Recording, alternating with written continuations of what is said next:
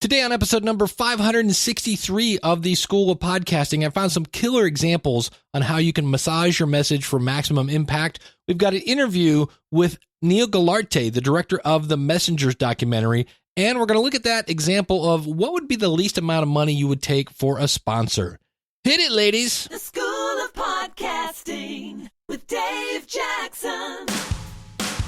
Podcasting since 2005, I am your very own personal podcast coach, Dave Jackson, thanking you so much for tuning in. If you're new to the show, look, I've been helping people understand technology for over 20 years, been podcasting for 12, and what I do is I help you massage your message. I help you tackle that technology, face your fears, flatten the learning curve, and not just get you podcasting, because look, you can watch a bunch of outdated videos on YouTube to do that.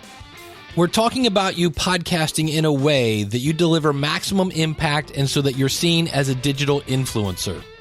Our website is schoolofpodcasting.com. Use the coupon code LISTENER when you sign up, and that will save on either a single course or a monthly or yearly membership.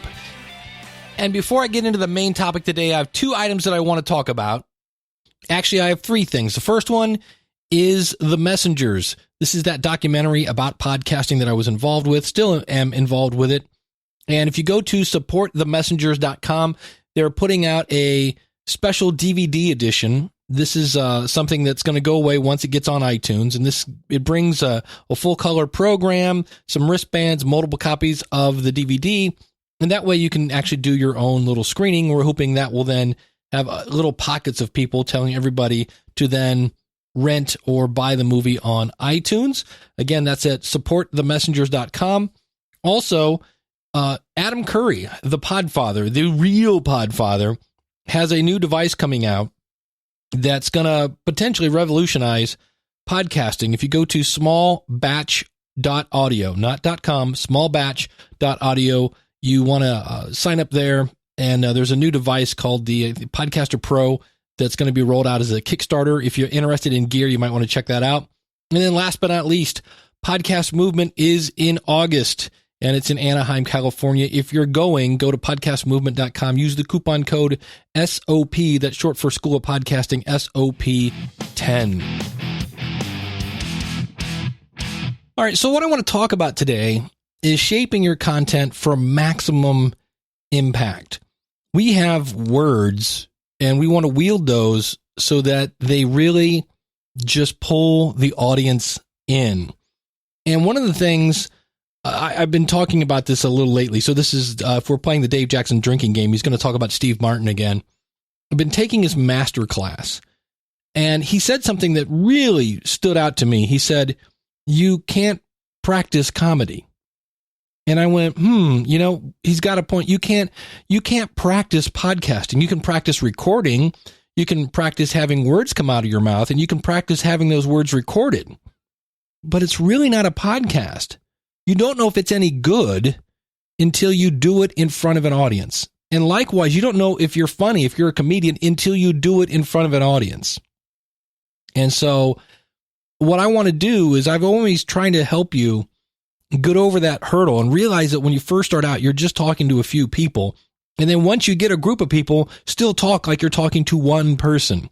And so I've been reading a couple of books, and one is called TED Talks, the official TED Guide to Public Speaking by Chris Anderson, who is the guy behind TED Talks. Another one is Secrets of Dynamic Communications. And the other one is called Out on the Wire. And that is the full title of that is The Storytelling Secrets of the New Masters of Radio. And that's by Jessica Abel. And she went deep inside NPR and the creators of This American Life, and she took like a ton of notes, and she's basically sharing those. And so they have a couple different strategies to shape a story into something that's interesting. So I'm going to talk about a couple of these. Now, I realize you might be going, but Dave, I don't do an NPR style show. I get that, but I think we can still kind of use these in some cases. So the first one is, and they say you should do this out loud to another person. I mean, have you ever had a problem, and as you're telling somebody what the problem is, you go, and you know the thing, and that's why when you do, oh, you know what? I need to do the thing. You ever done that? I've done that. I'll do that working at Libsyn, and I'll think, I'm typing out the question, and up to level 2 support. I'm like, hey, have you guys ever seen this? And oh, you know what? I didn't check that one thing. And so that's why they say, do this to another live human being. And you say, I'm doing a story about X. And what is interesting about it is this, Y. They call that the XY, not Y as in Y, but Y, the letter. And they say it's really important that you do this out loud to a real person. I'm doing a story about X, and what's interesting about it is Y. Then to shape your story, you use this other tool if you want. Somebody does something because of whatever their motivation is. But, and then there's a challenge. Now, if you can't answer that but, then ask yourself, well, what do I have here? What's going on? They have another exercise where their focus, they call this the focus setting or the focus sentence. It may be something like this. This happened, whatever it is, and then this, blah, blah, blah, and then this, and then you're not going to believe it, but blank again. And the reason that it's interesting to every single person walking on the face of the earth is blank.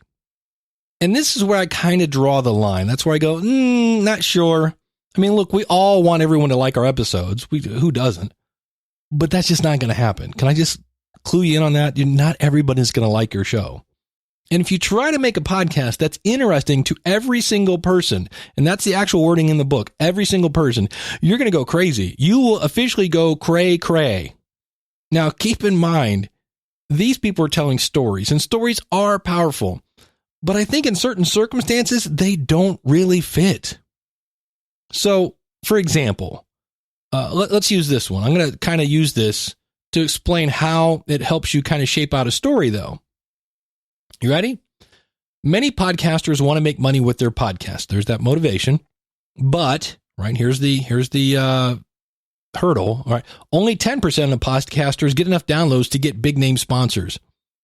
Then this guy started a podcast about horses, and you won't believe it, but he got a sponsor when he had less than 100 downloads per episode. He added more and more shows and called it a network, and he ignored the CPM model brought over by radio, and now he's making a full-time living with his podcast.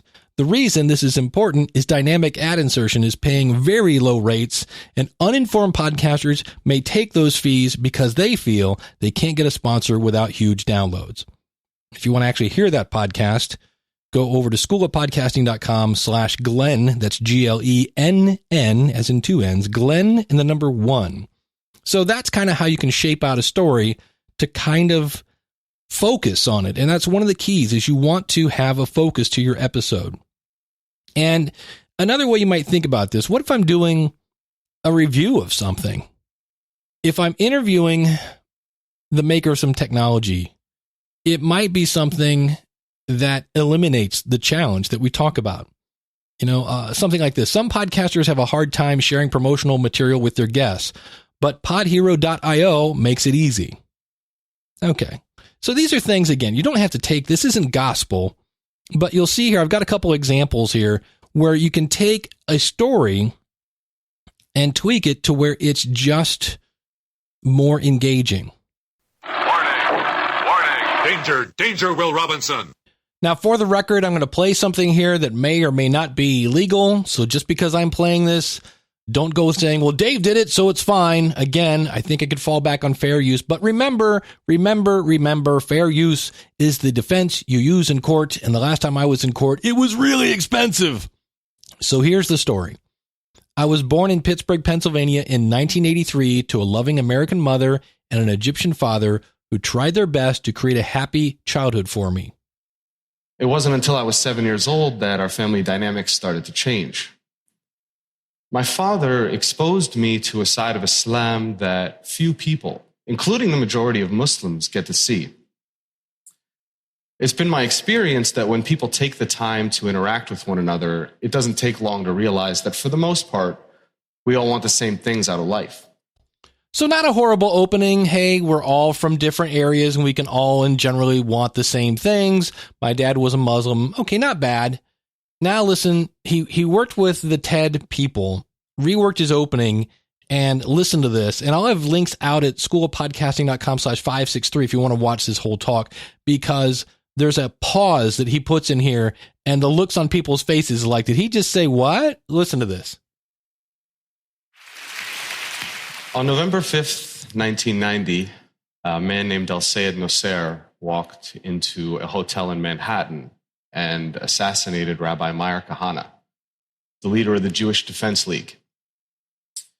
Nosser was initially found not guilty of the murder, but while serving time on lesser charges, he and other men began planning attacks on a dozen New York City landmarks, including tunnels, synagogues, and United Nations headquarters. Thankfully, those plans were foiled by an FBI informant. Sadly, the 1993 bombing of the World Trade Center was not. Nosser would eventually be convicted for his involvement in the plot. Al-Sayed Nosser is my father. What? So now, which one do you want to hear the rest of the story with? We go back to Paul Harvey. That's the rest of the story. Wow, right? The first one, hey, we all should learn to love each other. Second one, my dad was a terrorist. That was like, whoa, that's a way different. And so what you want to do is leave out stuff that you don't need. So I have another example of one here, and I'm going to first read it the way that you should, and then I'll read it how you shouldn't. Once when I was 8 years old, my father took me fishing. We were in a tiny boat 5 miles from shore when a massive storm blew in. Dad put a life jacket on me and whispered in my ear, "Do you trust me, son?" I nodded. He threw me overboard.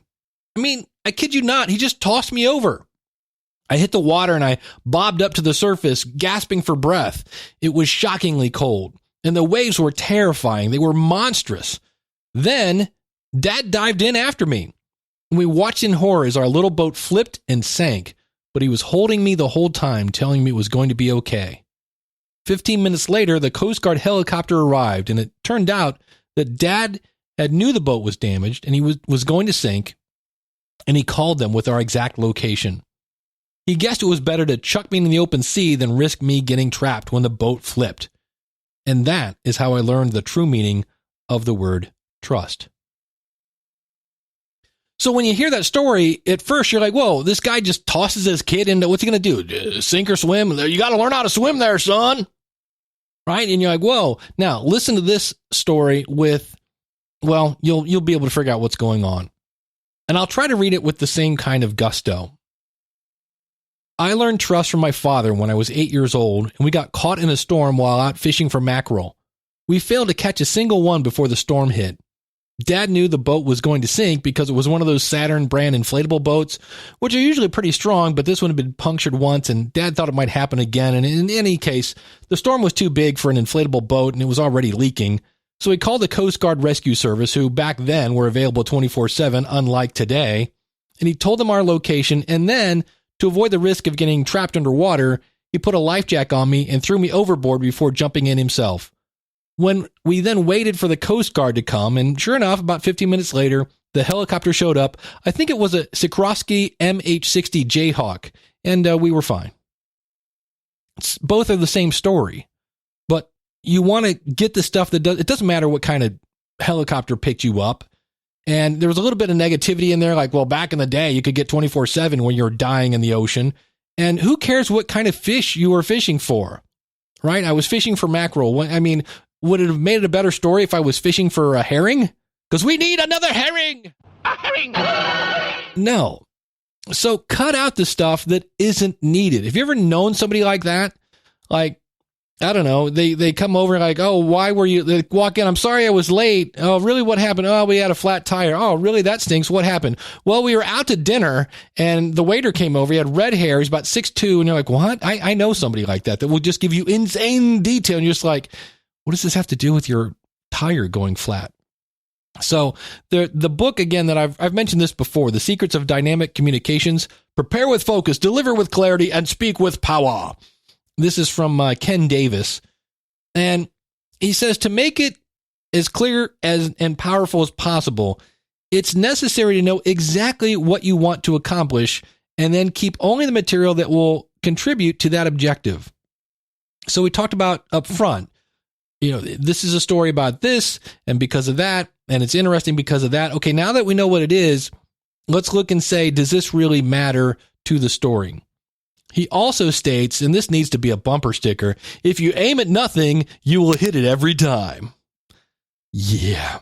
Another strategy, he says, is some people think if I just throw everything at them, something is bound to have an impact. And I've listened to some podcasts like this where I almost unsubscribe because that episode was meh, and that episode was ugh, and that episode was ugh. And then finally they'll have one that I'm like, oh, that was pretty good. Well, yeah, but you're exhausting your audience when you do that. Wouldn't it be better to know your audience and then give them what they want? So those are some things you can think about. Again, the books I was reading, Secrets of Dynamic Communications, the TED Talks by Chris Anderson, and then Out on the Wire, the storytelling secrets of the new masters of radio. Now, that one, Out on the Wire, if you're really interested in the NPR, better known as narrative style podcasting, there are two places you can go. Out on the Wire actually has a podcast with little homework and things like that. Just look for Out on the Wire in whatever podcast app you're looking for. And the other one is Josh Rivers from Creative Studio Academy has a whole series that he did on creative style podcasting. And I was actually on that. And what Josh did, which is kind of interesting, he interviewed me and people like Elsie Escobar and Eric K. Johnson from Podcast Talent Coach. And he pulled the parts out that were about NPR, narrative style podcasting. And then he went back after he did that segment and just reran the whole interview, because sometimes we talked about other things besides narrative style podcasting. So that's the way to get more out of the content without actually doing a repeat. So I thought that was pretty interesting, and I'll have links to these out in the show notes at schoolofpodcasting.com/563.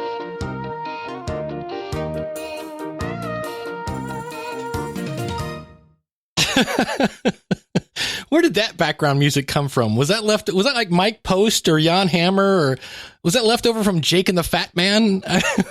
Believe it or not, think about that. Can we take a little 10-second tangent?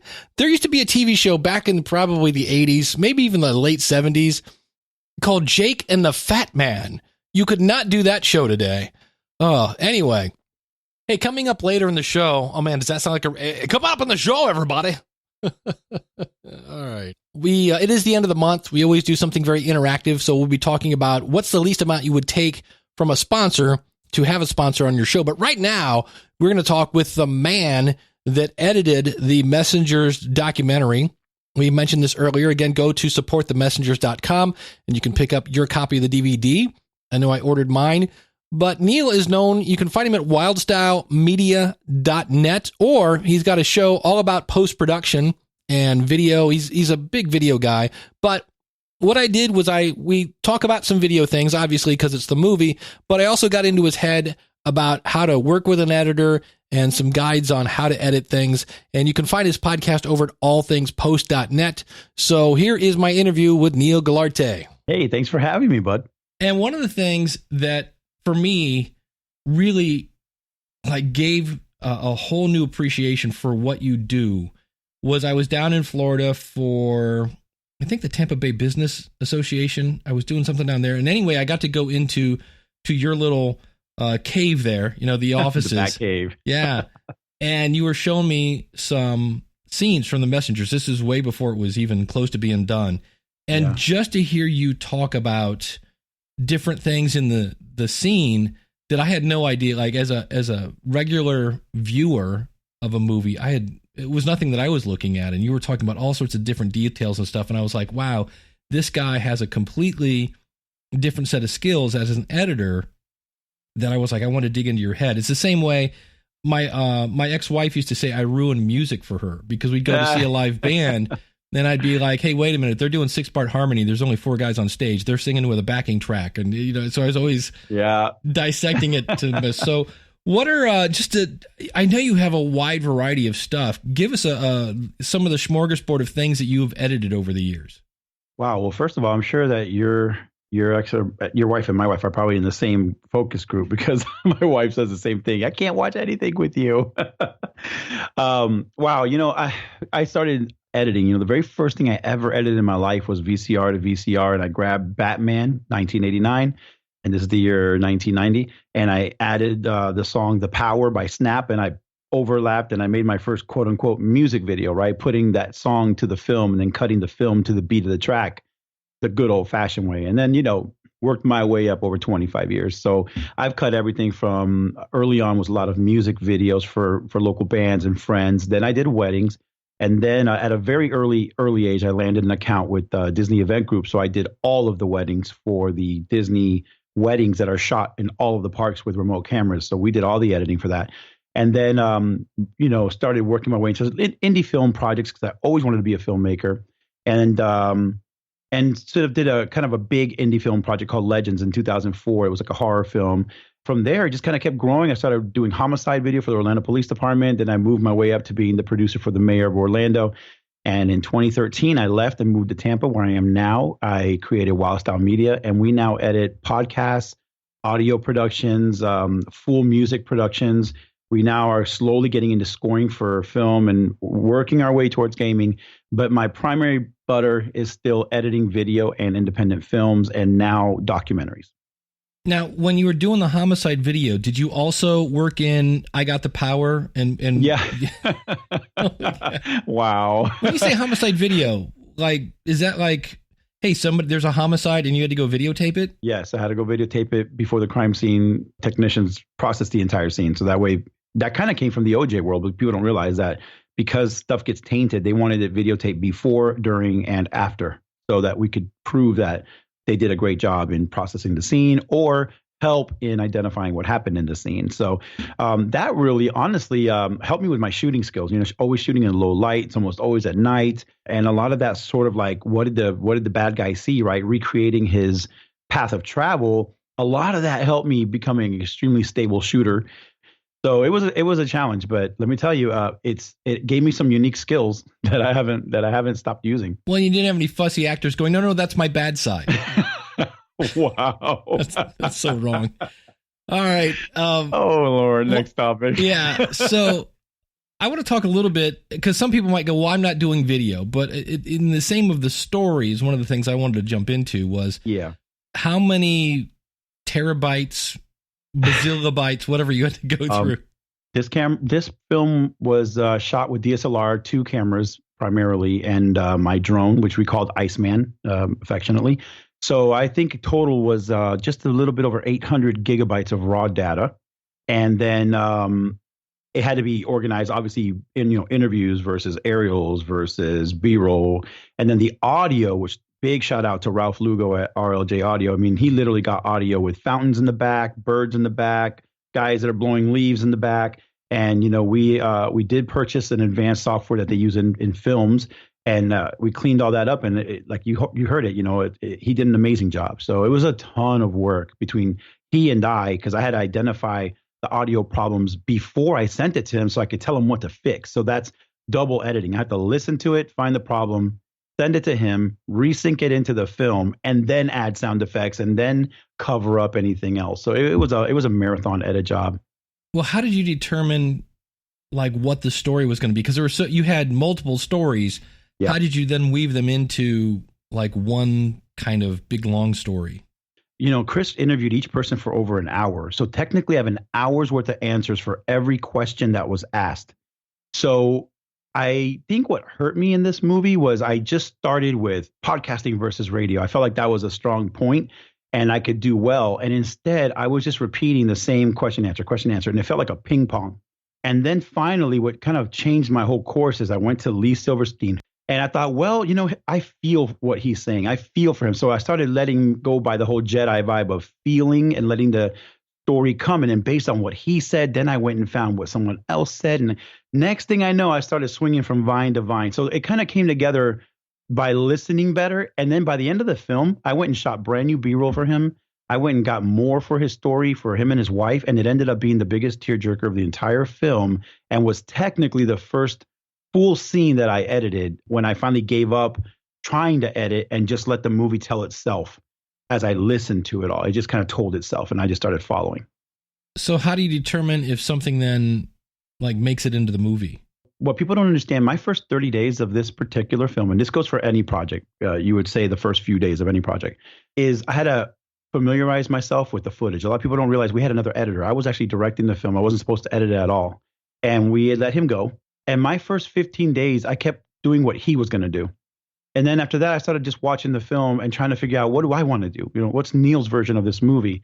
So the way you determine what's going to go into the movie is you start to just let the story tell itself. And you, instead of trying to cut the film, you're just kind of like riding a wave. It's like surfing. I started riding the wave and determining when to pivot, when to slow down, when to speed up, what was funny. Now let me go find something a little sad. Let me put them on a roller coaster ride. I gotta pace this for an hour. This movie's not 15-minute documentary. This is an hour. And that's, how do you keep somebody engaged for an hour? Well, you got to make them laugh. Then you got to make them cry. And so I kind of did it like that. And then I'll be honest, the first cut, Dave, was not good. What I thought made the movie, Chris quickly said, cut, cut, cut, cut, cut. And then once you do that, you start to tighten it, then you start to look for gems. And be honest with you, in this particular film, we had a big loss, which was my father-in-law. And then having another editor come in for a night, he uncovered some gems. And then once I had those gems, that's when it really kind of all came together.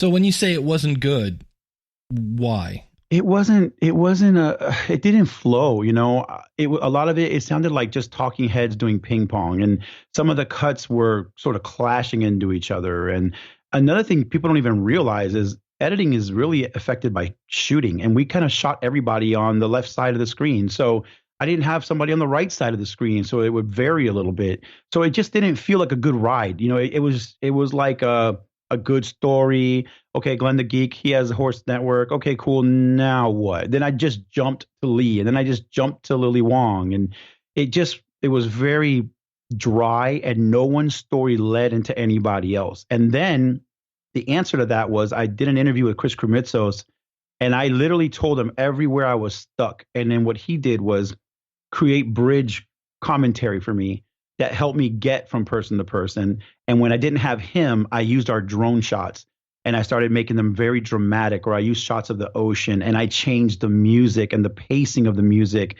to create the breath of fresh air that I needed to transition from, like Spider-Man, from one building to the next. So the first round didn't have any of that finesse. Music is a huge part of a film.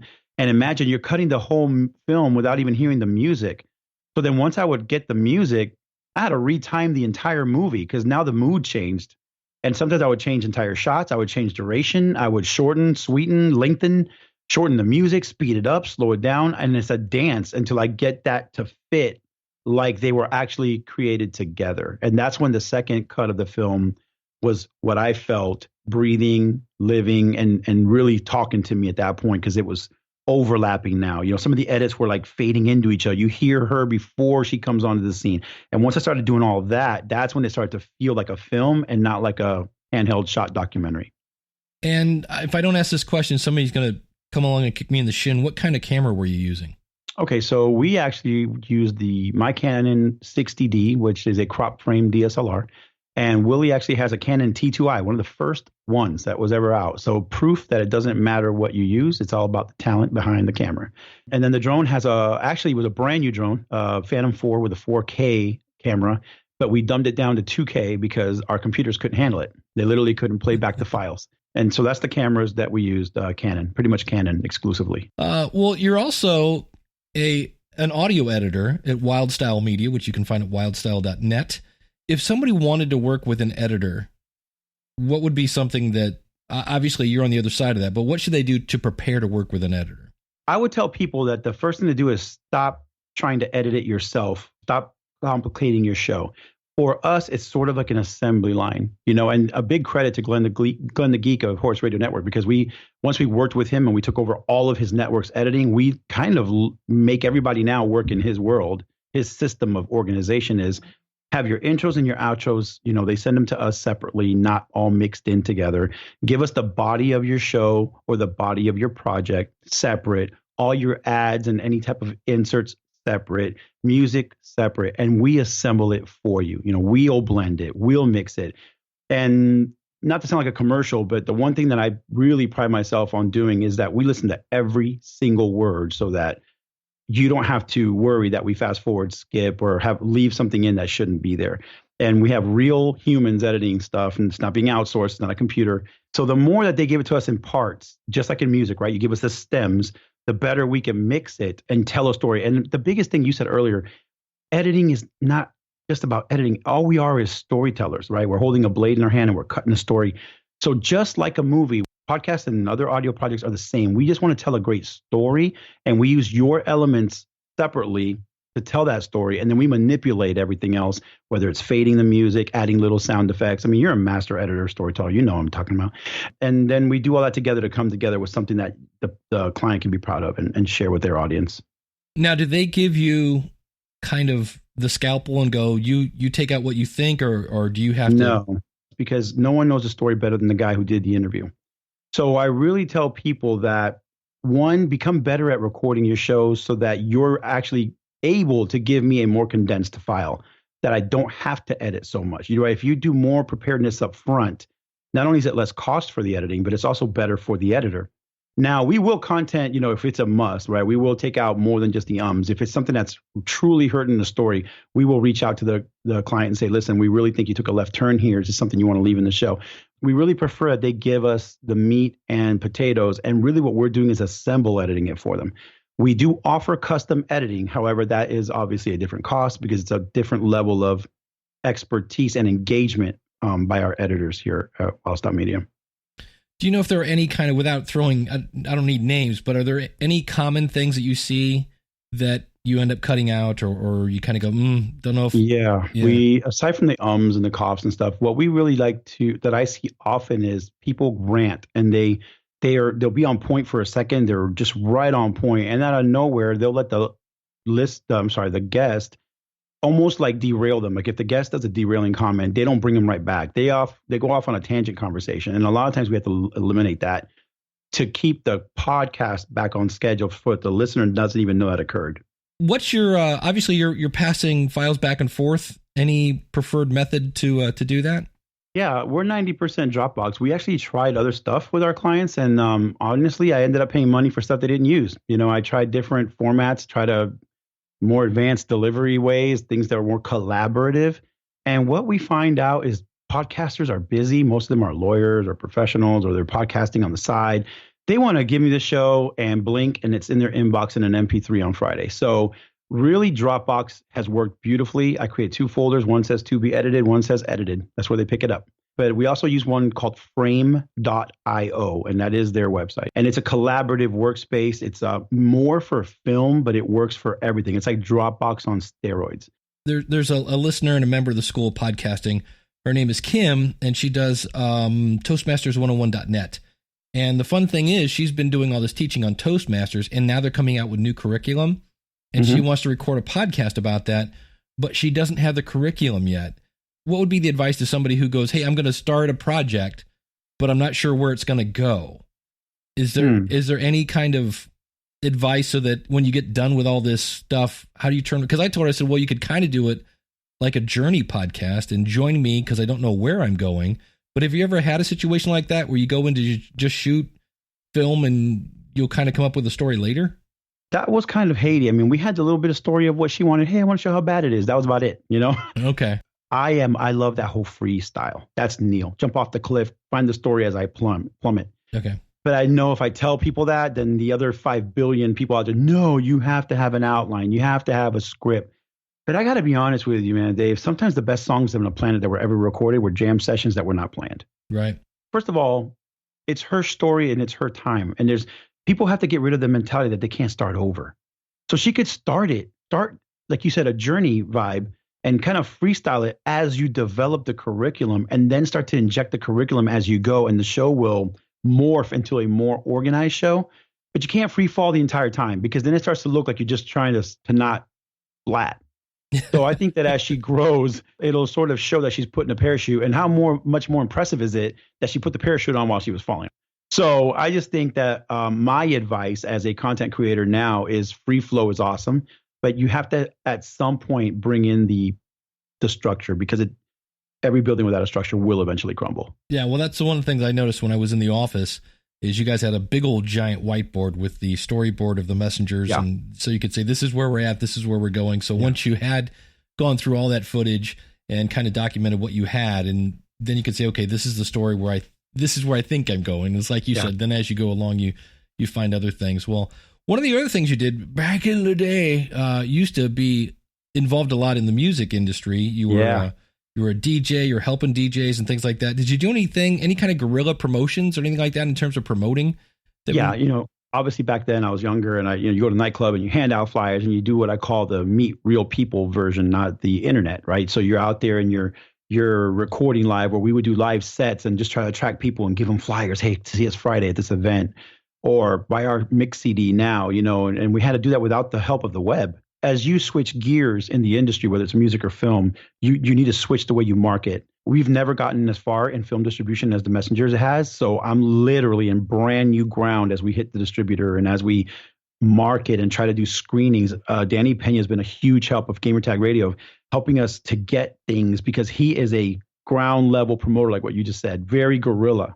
And we're totally relying on him for that. So to help us, or at least guide us with that. So it's been interesting, let me tell you, but every project is different. Every podcast, every show, every song, every movie, it has its own method of getting to the audience. You have to know what that is or find it quickly. One method does not work for everything. If you were to do this again, so Chris is like, hey, we're going to do a new movie. It's called The Messengers. Part 2. Shh, please don't say that. What would you do differently this time? The biggest thing for us was locking in better agreements. We did it as 4 buddies with a big heart trying to make something, and that didn't sustain us when legalities kicked in. So one of the first things I would do is make things a little more formal. You make them too formal, and now no one wants to do anything that's not written on that list. Number 2, we kind of went fly by night with these stories. I never knew what I was shooting till the second I got there. I'd probably do a little more prep on their arc before I meet them, not literally sitting in front of them and then taking the twisty, curvy road. And as far as the last thing on post-production is more time. Give yourself more time. Films are marathons.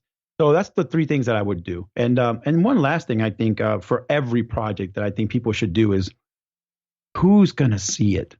Who's your audience? Really hone in on that. And that might resemble the avatar in podcasting, right? Who's your listener? Determine the audience, then determine the arc of how you're going to reach the audience and how you want to touch the audience. One thing I'm so proud of The Messengers, it makes you smile. It makes you cry. It makes you nostalgic. It makes you inspired. And that was not by accident. Those edits were not by accident. If I wasn't crying in the edit bay, no one's going to cry in the theater. So I just really focused on how I wanted to touch people. And I think it really came across in the way I edited their stories. If somebody said, hey, what's your podcast about? All Things Post.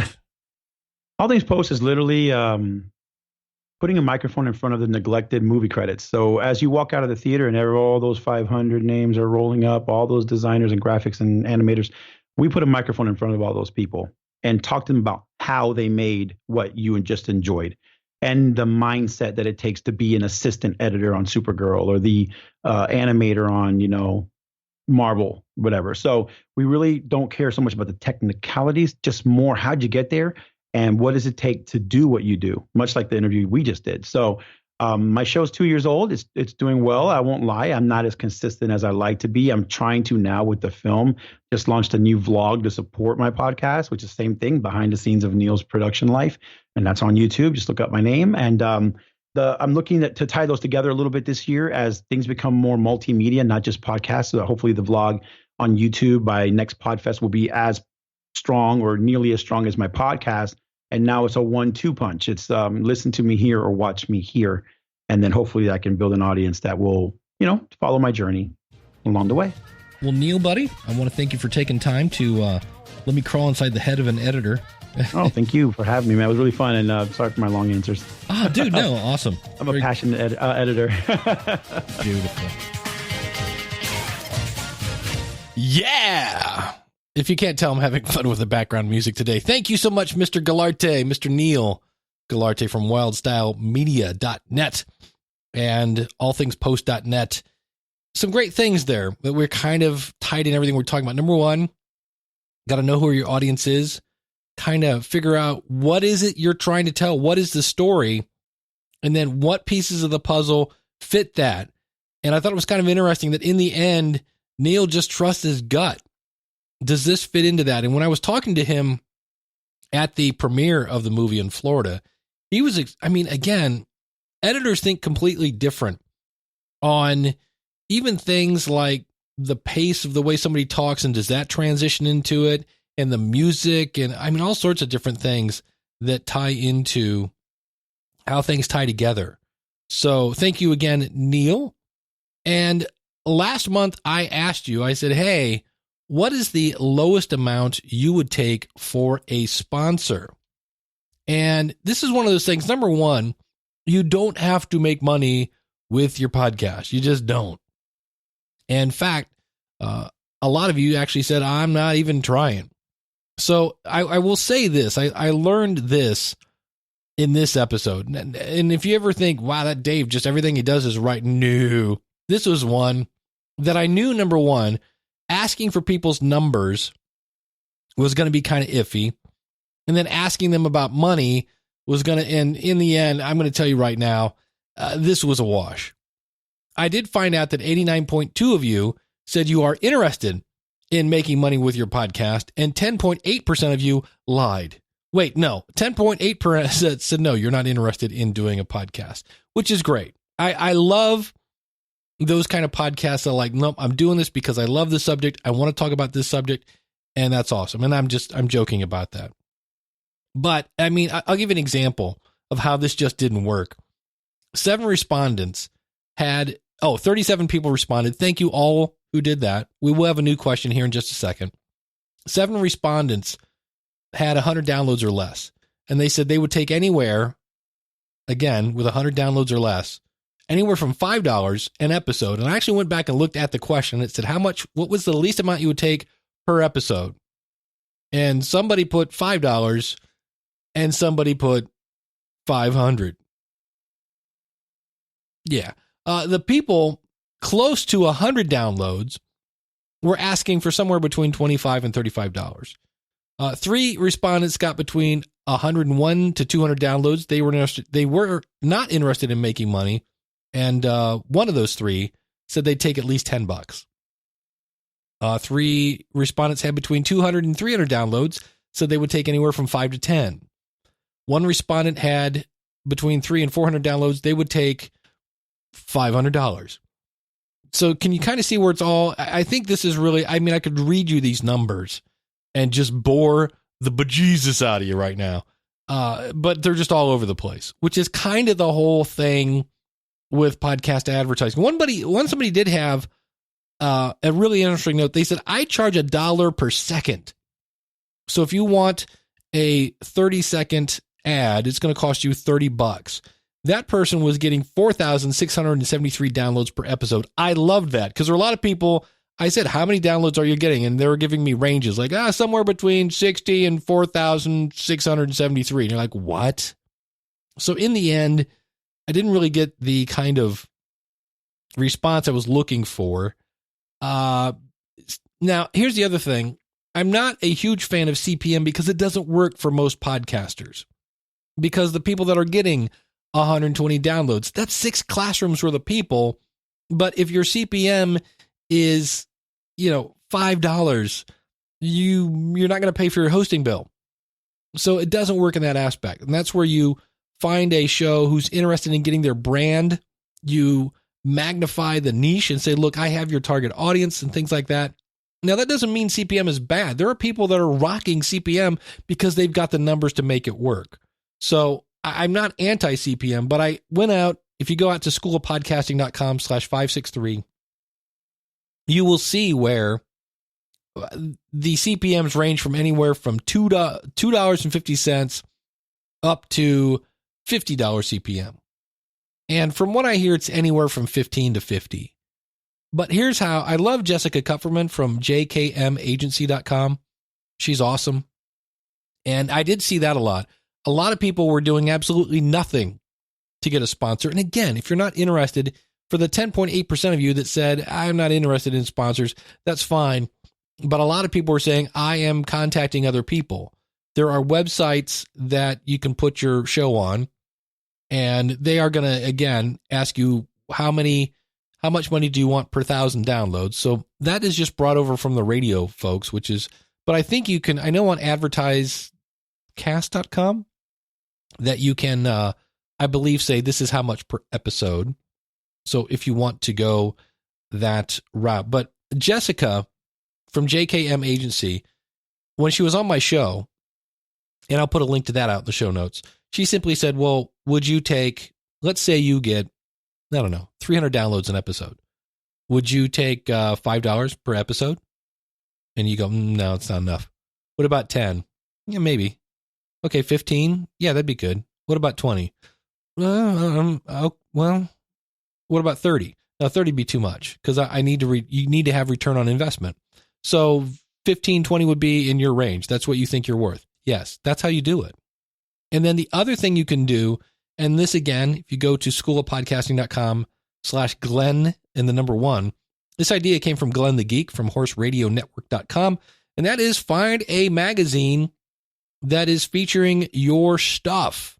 So if it's, Kite Flying Monthly or, Cross Country Ballroom Dancing, whatever, if there's a magazine about it, don't go to the full page ad. Go to the ones in the back, the little baby ads, then call the magazine and find out how much those people are paying, because those people have a budget.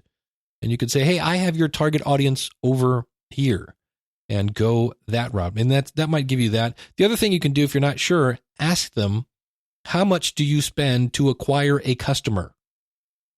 And let them throw out the number, and then see how much you would think, how many episodes it would take, things like that, to get them that number, and then how much of that money. So it is hard. It's not easy.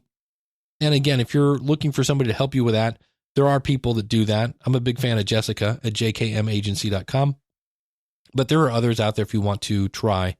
And again, I need to understate this, that you don't have to make money with your podcast. I mean, this weekend, I spent $200 to get my, for lack of a better, my bike, not a motorcycle, an actual bike. I do a lot of biking in the summer. And I spent $200 to get a tune-up because last year my chain popped off and it hadn't ever been tuned up. And I spent $200 to be safe on my bike. I drive out in the middle of nowhere into the forest on this thing, and I don't want it breaking down on me.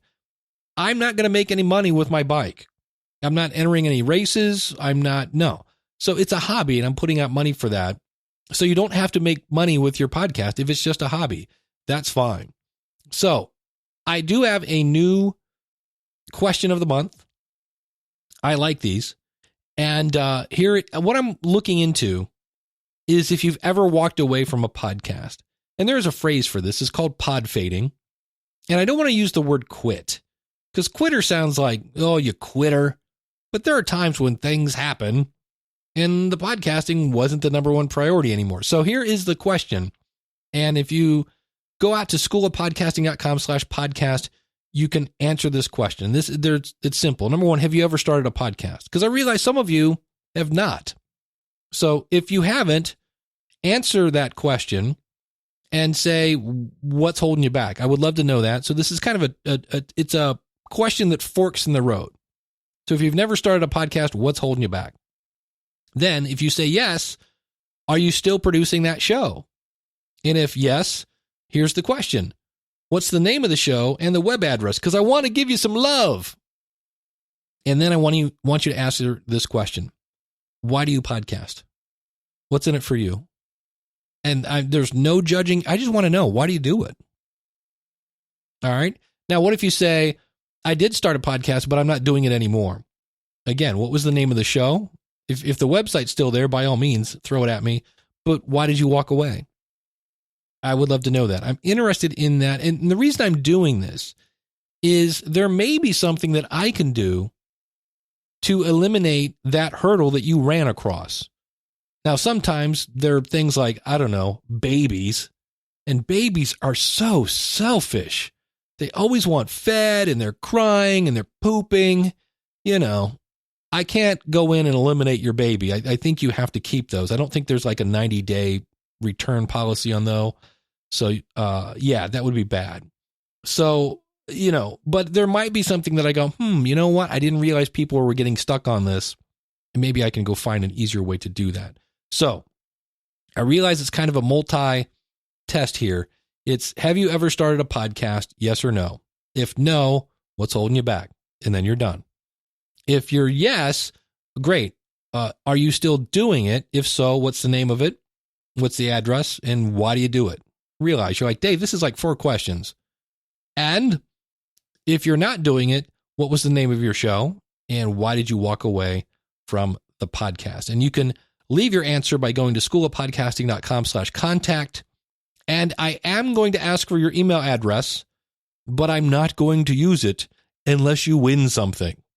And yes, because I realize this is like a multi-part, I'm going to give away something with this particular, I haven't figured out what it is, probably a $25 gift card to Amazon, or maybe a month at the School of Podcasting, your choice kind of thing. If you're going to record something and email it to me, please put the number 468 in the subject line. That way it doesn't get lost. So that is next month's one. And again, one more time, just for fun. Have you ever started a podcast? Yes or no? If you say no, what's holding you back?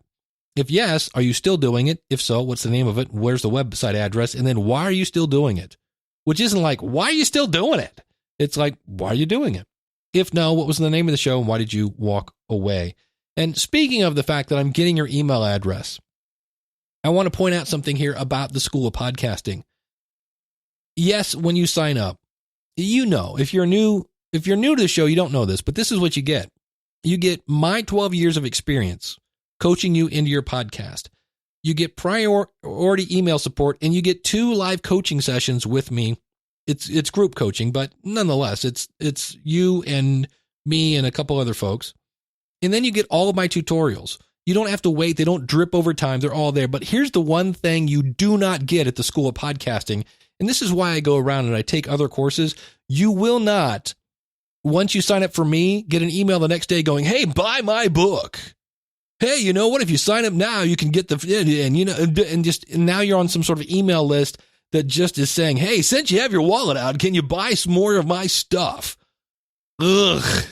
I bought your one thing because I like your one thing, and I know you're a nice person, but enough with the, hey, only for 3 easy payments and for the next 48 hours, and it's bleh. You will not get that from the School of Podcasting. Everything I have is yours once you sign up. There's no dripping, et cetera, et cetera, et cetera. So that's, and if you're not happy with the School of Podcasting, 30 days, you got to go, never mind, and I'll give you your money back. So if you're interested in that, go to schoolofpodcasting.com/listen.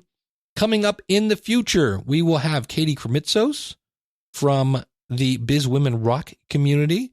I've got an email that I wanted to use in this episode from Steve Stewart about, well, you know what? You just got to tune in because everything from Steve is gold.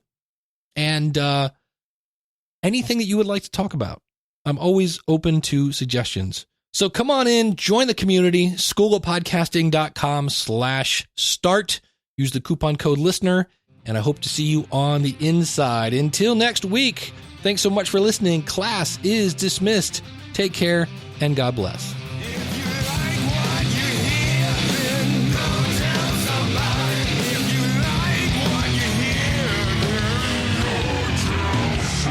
Now, what I want to talk today about, we have a visitor. Can I help you? What? You're going to go to Podcast Movement? Really? Are they going to let you on the plane? I don't think so. No, I know I could carry you with me, but no, then you got to work the Lipson booth with me. Do you want to work the Lipson booth? Yeah, I didn't think so.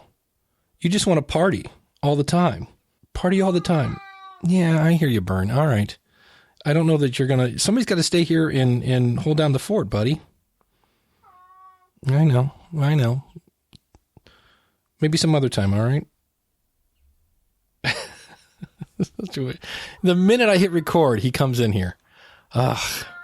Yes. Can I help you?